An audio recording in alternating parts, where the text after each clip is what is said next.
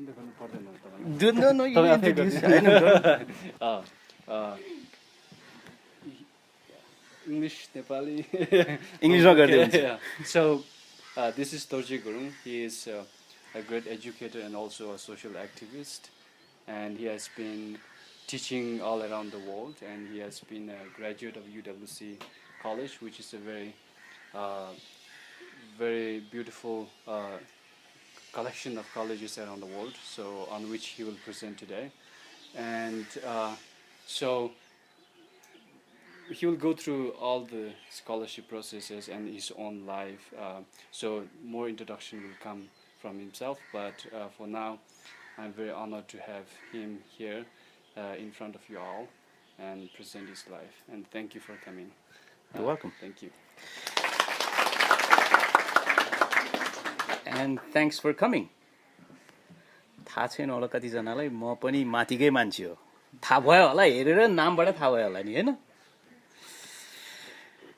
I'm from Mustang जिल्ला ताङबे गाउँ तर unfortunately I don't know हाम्रो माथिको भाषा हाम्रो आफ्नो भाषा मलाई थाहा छ तर हाम्रो आफ्नो भाषा I bet is different from yours Dolma बोल्ने भाषाहरु भन्दा फरक होला I bet it's different when I listen to you guys speak it sounds much more like Tibetan than what we speak.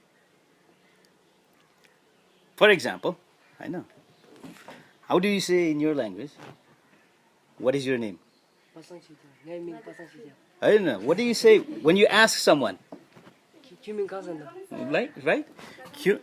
Come in. Kuming ka senla. You know what we say? Gaming time ba.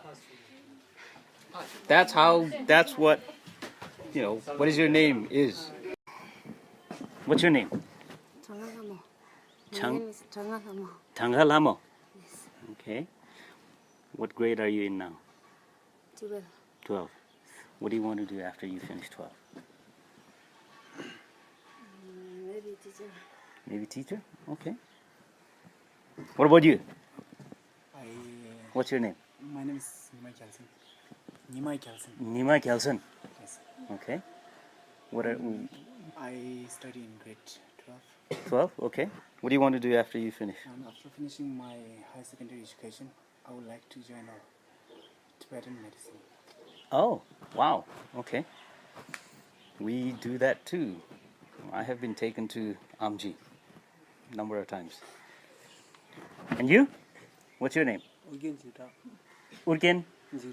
Chitang. Chitang. Okay. What grade are you in? 10. 10. What do you want to do after you finish SLC? I want to study more. And become what? Not fixed. Not fixed. Okay. That's good. Fair enough. All right. And you, what's your name? Dawa Dorje Lama. Okay. You've got my name as well. Dorje. No, my name is also Dorje. Except, I'm not a gurung, as you know. We're not gurungs. People from Mustang and Dolpo are not gurungs. But of course, my parents, my father, the people from my village, they gave themselves and their children surnames of gurung so that we would be recognized as being Nepali and not Tibetan. So come in. So my proper Tibetan name is Dorje Daldul. Right? That sounds more like a Tibetan name. It's not even Dorje, it's Dorje. Right? Dorje Daldul. But, you know. Okay, anyway. Dao Dorje. What grade are you in? 9, okay. What do you want to do after you finish school? Not sure. Okay. You? Pasang Puti. Okay. What grade are you in? 10. 10. What do you want to do when you finish 10th grade? Not fixed. Okay. All right. How many of you here were not expected to go to school? Like your parents, your community didn't expect you to actually go to school, that they expected you to do something else. How many of you that's true of you. For how many of you? Raise your hand. If your parents, if your community didn't think that you were going to go to school, didn't require you to go to school, raise your hand. And I'm raising my hand because that was the case with me. You? Okay. All right, okay. How many of you made it to primary school, but you weren't expected to finish primary school? Your parents, your community said, oh yeah, you go to primary school, learn to read and write, and that's it. No more. You learn to read and write, and that's it. You come back home or start working. For how many of you that was the expectation? Raise your hand. Wow. Just me. How many of you, okay, so all of you were expected to go to school, went to school, primary school, all of you were expected to finish primary school and then continue on. And continued on to high school, most of you, and still are in high school, some of you. How many of you were not expected to finish high school? Hands up. Wow! Things have changed. In Mustang, probably, well, in Dolpa and probably in Mustang as well. Why was it? Okay. All right. So some of you are still in high school. Some of you are in secondary school. Higher secondary school. Those of you who are in secondary school, how many of you are not expected to continue after SLC? Hands up. Wow. How many of you are not expected to go to college? Hands up. Wow, okay. Just me. Just me, okay. How many of your parents expect you to have professional jobs or believe that you will have professional jobs after you're done with your academic career? Hands up. Okay, 1, 2, 3, 4, 5. Okay, the rest of you, what do your parents expect you to do? Or what do they believe that you will do after all your studies, if not a professional job? What do they expect you to do? Looking after them. Looking after them. But how? Without a professional job? How? Just staying around them and working as farming. As a farmer back home in the village? They are expecting to do so. Uh-huh. Okay, so that's what they're expecting. They're in the village? Yeah. In Dolpa? Yeah. Okay. All right. But how many of you don't want to do that? How many of you dream of doing something something different from what your parents, what your community are expecting you to do? How many of you? Like for girls, most of your parents, your community are expecting you to get married and have children by the time you're 20. Right? But how many of you don't imagine doing that? How many of you will not be doing that? Hands up. All right. Okay. A lot of you. All right. So in that way, you are like me. In all of the other ways, you're not like me. When I was growing up, the kind of life I had, the expectations that they had of me were completely different from the expectations they have of you, your parents, your community, and even yourselves. But in one way, we're similar in that you have dreams that are a little different from what your parents dream of you, what your community dream of you. In Nepal, most girls get married by the time they are 20. Something like 80% of girls in Nepal get married off by the time they are 20 years old. By the time your life has not even begun. Okay? So, I also dreamt of doing something completely different from what my parents expected me to do. Right? And amazingly enough, I succeeded. And that is what I'm going to share with you. That story, my life story of how I dreamt of something different from what I was expected to think about. And then how I accomplished. And how the United World College that Purba was mentioning played a role in that. And how possibly for some of you, it might play a role as well. Okay?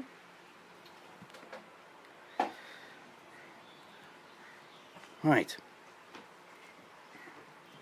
Like I said, I am from this little... Oh, anyway, so hence the title. If I did, why not you? Okay? Right. This is the little village of Tangbe. I bet you can recognize that because the landscape is similar to Dolpo.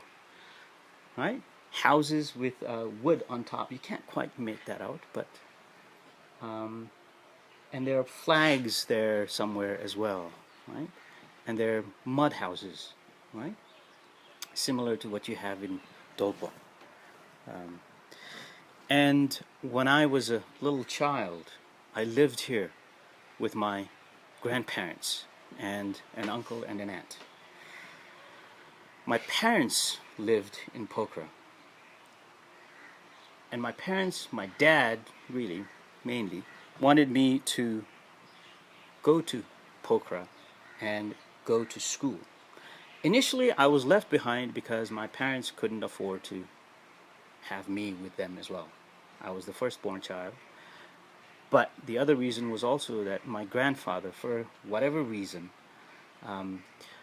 even though I was one of a number of grandchildren that he had, and he had older grandchildren than me, for whatever reason, I was his favorite grandchild, so he wouldn't let me go. So he kept me in the village. So my father had to repeatedly ask my grandfather to bring me to the city and leave me in the city with him and his wife so that he could send me to school. And I'm sure, like Dolpo, at the time, my village didn't have schools. This was, oh boy, 70s, okay, when you weren't even conceived of. Most of you weren't even conceived of then. So no schools in the village, no electricity, no taps, no indoor plumbing, nothing, none of that, right? And so my father repeatedly asked my grandfather to bring me to the city, and he ultimately relented and took me to the city. And of course, coming from a little village in Mustang, we were not very wealthy. As a matter of fact, we were quite poor. So in the city, in Pokhara, we used to live in this place. The first place that I remember living was this house. We had a little room on the second floor. And the room wasn't even big enough for all of us, including my grandfather. And as a matter of fact, at night, my grandfather and I used to sleep here. Right? And when it would rain, we had just one room up here. The kitchen was at the back, in a veranda. And when it rained, water would seep into the veranda. And so we would have to go to the veranda to our kitchen and stack all of our utensils one on top of another so that the water wouldn't basically wash them off the veranda down into the ground. Okay? And at the time, we were 5 of us. 2 younger brothers of mine and my parents, and then my grandfather as well. And we had I think we had 1 bed. That was it. All right? And my father put me in a government school, not too far from here. Very small government school, public school. And I think we had just 1 teacher for a number of us, and we were split into 2 rooms. And ultimately, I ended up at this school. We moved places, we moved houses, and of course with movement in house, I moved school, and this was the 3rd school I ended up. And I'm sure you can recognize the kind of school it is, just from the fact that it doesn't appear to have even a playground for children, like me when I was young. And at the time, my family had grown, and we were 5 of us, myself and 4 younger brothers and my parents. And we lived in 2 rooms. One was a kitchen, the other was a bedroom. But often we would have visitors. Sometimes we had cousins living with us for an extended period of time. Other times we would have visitors, like you guys do, visitors from the village in the winter, escaping the village, right? Coming to the city where it's warmer. So we would have anywhere from 7 to 10 people living in 2 rooms, right? But I was extremely lucky ending up at this school, because someone at this school basically changed my destiny, changed the course of my life. A teacher who recognized my potential, my abilities, so took my dad aside and told him, if you want to see your son succeed, if you want to see your son make something of his life, take him to Kathmandu and put him in a good school. If you leave him here at these government schools, nothing will happen to him. My dad didn't know anything about education. He never went to school. His parents never went to school. His brothers and sisters never went to school. All he wanted for me, all he expected of me to be able to do was to go to school and learn to read and write, and that's it. But he brought me to Kathmandu and asked around, asked some of his friends, and to make a long story short, I ended up at St. Xavier's Godavari in Lalitpur. And the reason my parents were able to send me to this school was because the fees here were subsidized by the Society of Jesus. So we paid a nominal fee. And even now in Kathmandu, St. Xavier's fees are considerably less than the fees that you'd pay at other private schools. Okay? And it was here that I took inspiration from a variety of different sources. One of those first inspirations was former students of St. Xavier's who had come back to Nepal from their studies in the US or had come to Nepal for summer vacations. And this teacher, 5th grade teacher of ours, his name was Father Downing, he would bring these teachers to our classroom to speak to us about their experiences, just like I'm doing with you. And these guys, and they were all guys because St. Xavier's at the time was a boys' school. They were all guys, all these boys, they would come and speak to us about America and studies and education in the United States. At the time, there was no TV, unlike now. There was no videos, all right? So my first source of inspiration was these students. And those stories that I heard from them when I was a 5th grader, about 11, 12 years old, got me basically dreaming of, first, going to the United States of America for studies. I decided that's what I was going to do. And secondly, I decided after that, I would come home and work in Nepal to help children who were born in the kind of contexts, backgrounds that I was born into, to help them have those kinds of experiences. That's what I was dreaming of when I was 12 years old. But of course, I had a lot of struggles. I had to put up with a lot of struggles, difficulties, issues, because I didn't have any role models outside of school. No parent, no uncle, no aunt, no cousin, no family friend, no one. I had no one who could actually help me with this dream that I had.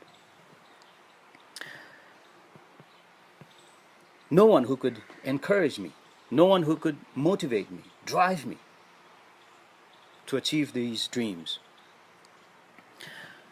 As a matter of fact, far from having people someone encouraging me, my dad wanted me to quit school all the time.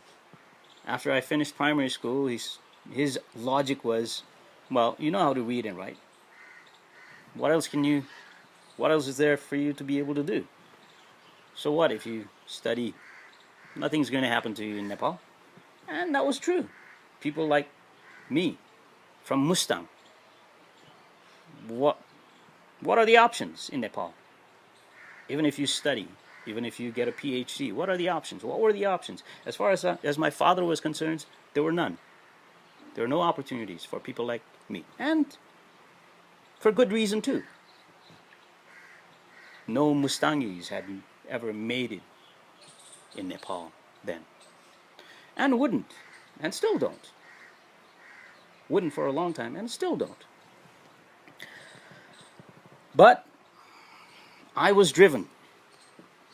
And so I drowned myself in books. I read. And that was another source of inspiration. That's what I took inspiration from as well. Books, novels. And the reason I was able to do that was because St. Xavier's Godavari had a library. Probably, at the time, the only primary school with a library.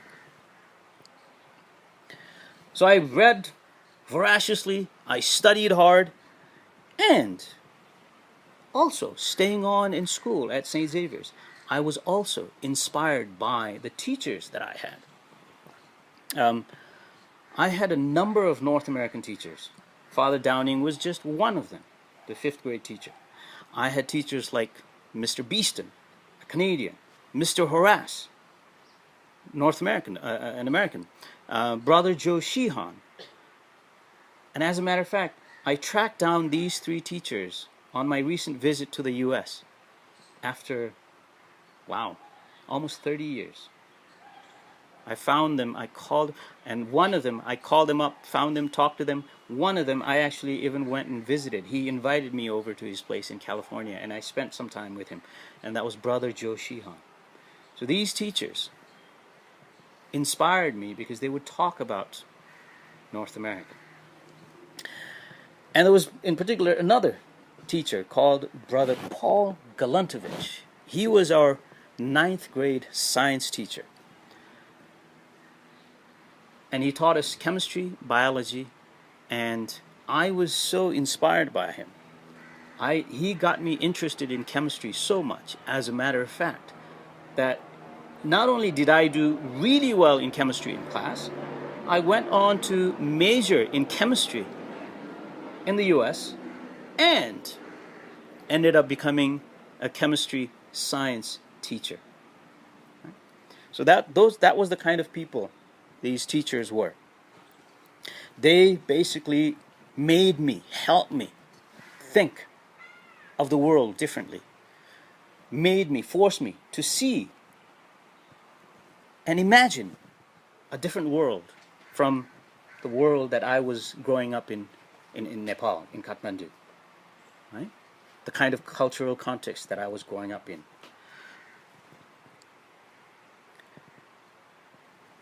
And I never have forgotten, for instance, David Beeston, my Canadian teacher David Beeston's description of winter in Canada. And he said, in Canada, in winter, everything is white. Never forgot that.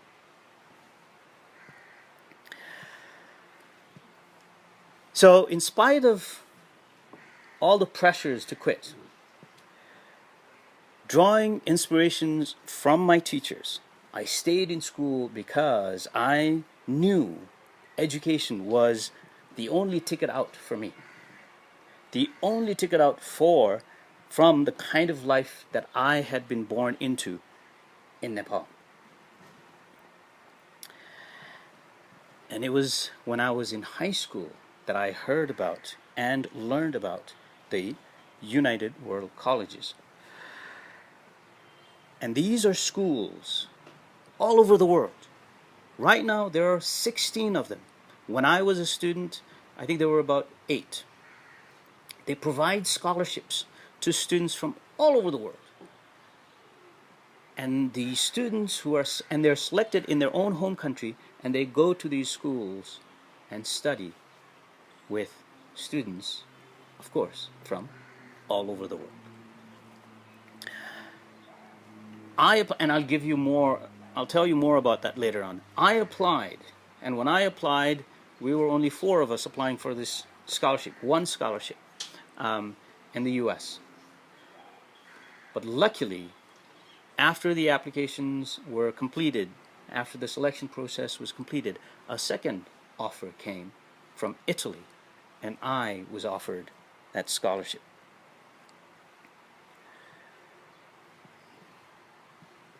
And ended up in Italy in 1988. I'm sure you know where Italy is, right? Where is Italy? Where is Italy? Where is Italy? In Europe, yes? Give me some neighboring countries. Switzerland, yes. All right. And what are they famous for? What are they famous for? Does anyone know? What is Italy famous for? What? Go ahead. Kangaroo? No, there are no kangaroos in Rome. Okay, the capital of Italy is Rome. They're famous for pizza. Right? Spaghetti, pizza. And their football team. If you've been watching Euro 2016. Okay, anyway. So I ended up in Italy. And at the time, when I was a student there, we were about 200 students from 65 different countries. I would hear languages that I'd never heard before. All the time. All the time. Right? I would sit down and talk to friends about cultures that I knew nothing about, that I'd never heard about their cultures, their food habits, their music, their language. And plus, I had teachers who taught us about, teachers who attempted to impart knowledge and understanding and skills instead of getting me to memorize things, memorize questions and answers. All right? Even at St. Xavier's, we had Nepalese teachers who would do that with us. The North American teachers were a little different. Okay? So when I was there for 2 years, I learned about countries that I'd never heard of, languages, food, cultures, religion.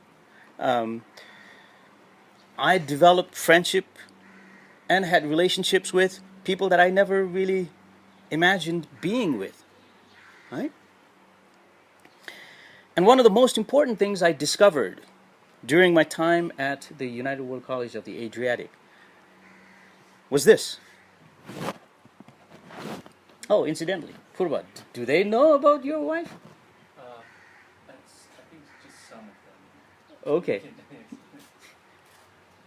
Purba's wife also went to the United World College of the Adriatic. So that's a connection that I have with Purba. Okay? So anyway, one of the most important insights that I had after my experience, or towards the end of my experience in Italy, was this: humans are more alike than different. And those 2 years fueled my interest in people, their culture, and also the world at large. I was very much intrigued by the world and the people that I shared this planet with. But, of course, I also had a dream to fulfill, my original dream of going to the United States for studies. So during my second year at the UWC, I applied to over a dozen colleges and universities in the US. And finally, spring of 1990, I realized my dream of going to the United States. I got a scholarship offer from Grinnell College and ended up there in 1990. And not unlike in Italy, in the US as well, I learned a great deal about American culture, the American people, and also others, because there were other international students at the college like me.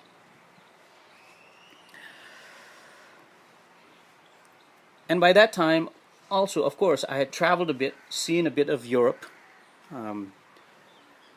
about half a dozen different countries. And when I was in the US, still interested in traveling and so on, I actually went to England for 6 months to study. So by the time I was about to finish my studies in the US in 1994, I had studied in Nepal, in Italy, in the US, and in the UK, and I had traveled to about half a dozen other countries. So when I was about to complete my studies,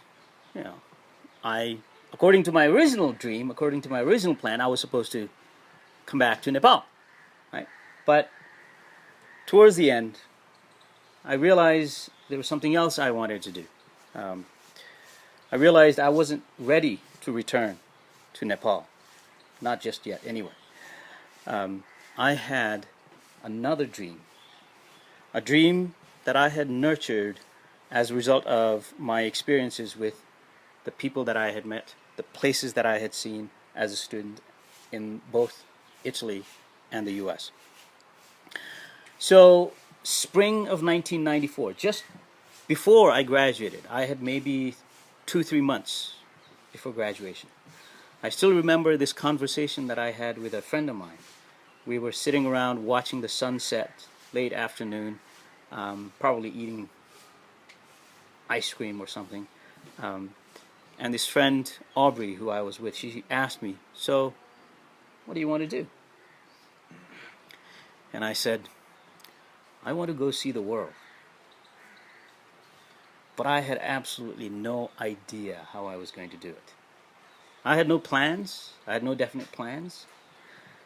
But as with all of the other amazing things that had happened to me, I had a job offer from my old school in Italy to teach chemistry. I took the job, and that basically put me on the path to doing what I wanted to do, which was to explore the world. That got me started on a long, about 15, 16 years of teaching experience. I taught in countries as far west as the United States, as far east as Hong Kong, Vietnam, as far up north as Norway, and as far south as Malawi in Africa, and everything in between. Azerbaijan. How many of you have heard of Azerbaijan? Hands up. You have? Okay. I'm not surprised. I didn't know anything about Azerbaijan when I accepted the job. It's true. I didn't know. I actually had to look up on the map. That's where I'm going. All right? And in that time, I think I lived in something like 14 different cities. And from when I left Nepal in 88 to when I came back in 2013, I think I had something like 27 different residential addresses and so on. So I moved a lot. And I, of course, in addition to living and working in about 9 different countries, I also traveled extensively. Most of the time I was off from school during break, I would go to another country. I traveled to about 3 dozen different countries, all over. And not only that, I did some amazing things. I had opportunities to do some incredible things, like going hot air ballooning in Australia, like going on safaris, wildlife safaris in the Serengeti in Tanzania. You've seen the Serengeti on TV if you have watched National Geographic or Discovery or Animal Planet, right? And I went hot air ballooning Serengeti, wildlife safaris in Serengeti Plains in Tanzania, Zambia. I went scuba diving in the Philippines, off the coast of Zanzibar, and I went skiing in a number of different countries: Georgia, Norway, the United States, Switzerland. And I went swimming with wild dolphins off the coast of Zanzibar. And what's more, I learned to dance salsa. I learned to play the didgeridoo. How many of you know what a didgeridoo is? It's an Australian Aboriginal instrument. And I learned to play ultimate frisbee, which is still my sport of choice, and I still play. How many of you know what ultimate frisbee is? See? Oh, you do? A little bit. Have you played? Uh-huh. Once or twice, okay. Of course, all the while I'm traveling, I'm working, I was thinking of coming back to Nepal. All the while I was thinking, at some point, someday, I'll return to Nepal.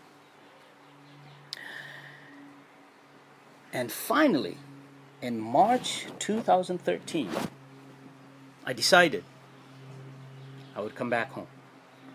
And when I made that decision, I started my blog, basically writing that this is it, I'm going home. Because throughout all of that time that I was abroad, from 1998 to when I made this decision, I had made lots of friends as a student and as a teacher. And a lot of these friends and colleagues, a lot of them knew that at some point I was coming back to Nepal, that at some point I was returning to Nepal. And this was the way for me to inform them that I had finally decided to do that. And at the time I was in Qatar. I'm sure you have heard of Qatar, right? How many have not heard of Qatar? Okay, yeah, we all know what Qatar is and where Qatar is, so on. I was teaching there, and unluckily,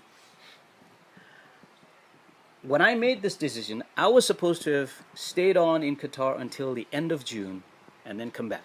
The year would have ended at the end of June. But I would take a little detour. On May 1st, in 2013, March, April, less than 2 months after I had decided I was coming to Nepal, I was jailed in Qatar.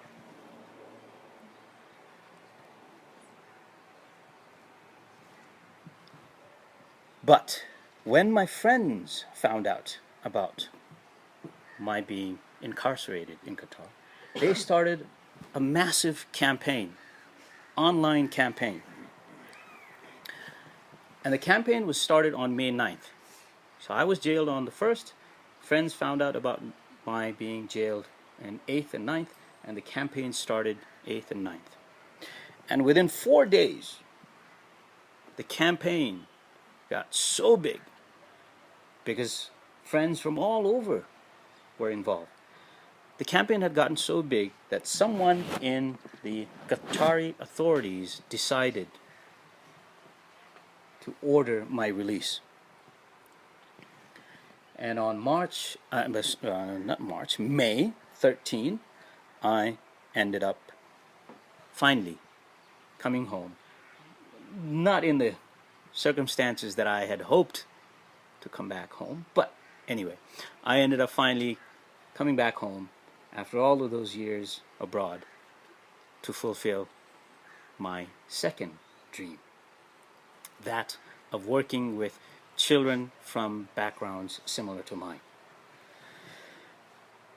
So since then, I've been running a non-profit called Community Members Interested with a friend of mine. We work with schools in Kathmandu, 2 schools in Kathmandu, government schools in Kathmandu, and schools in Sindhupalchok. We help them with resources, for example. Right now, we're helping them with reconstruction. And of course, kids who go to these schools are from poor families. And Sindhupalchok being Sindhupalchok, most of the students, most of the people in Sindhupalchok are Tamangs, and of course, they are quite marginalized, considerably marginalized group in Nepal. And the video that I have to show you is of the students at one of those schools in Sindhupalchok.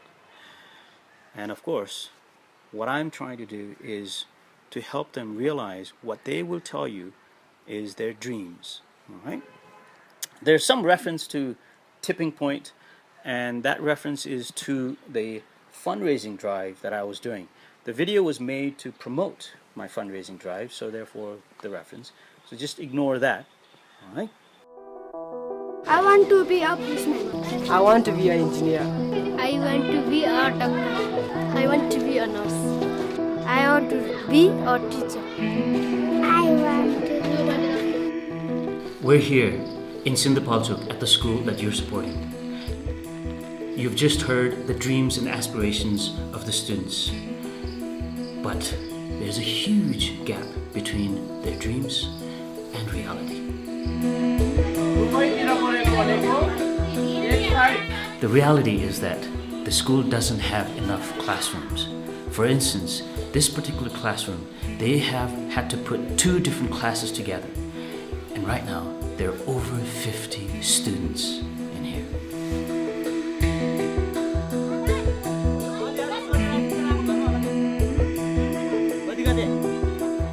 The other issue, the other challenge here is the quality of teaching. Although the teachers themselves are highly committed, they lack experience and they lack training to help the students realize their dreams.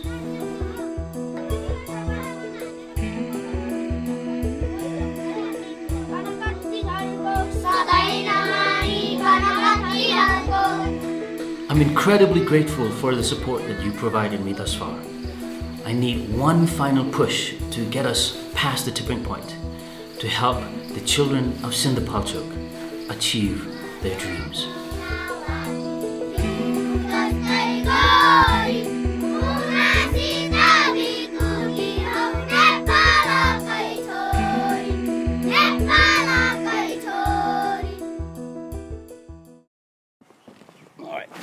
So, in coming back to Nepal, after all those years abroad, while I'm basically living a dream that I had as a 5th grader, I'm nurturing yet another dream.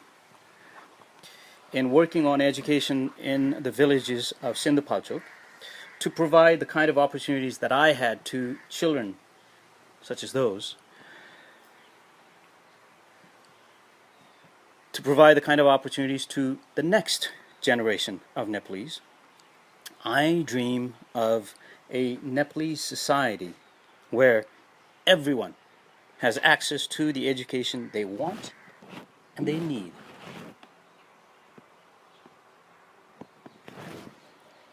In order to be able to exercise their freedom to dream and chart their destiny, just as I have been able to do. And in coming to speak to you all, also from an area similar to that which I came from, coming from a similar culture and heritage that I came from, although our languages are slightly different, sharing similar beliefs about the world and the people of this world, because I'm assuming you're all Buddhists like me, coming here to share my story with you. I'm here to tell you that if I, in so many ways like you, in so many ways like many of you when I was growing up in Nepal, right? The kind of attitude and mentality that we have to deal with in Nepal from the rest of the Nepalese. When growing up, I'd been told that I would amount to very little for being what many of you are as a young child growing up in Nepal. If I've managed to do all of that, to do all of this, if I have managed to become who I have become today, you, every single one of you, can also become what you want to be. You also can become successful and live a life of dignity. Reach for that which you have been told by our Nepalese society that you're not capable of or not worthy of. Go for them, and you will get there. Thank you.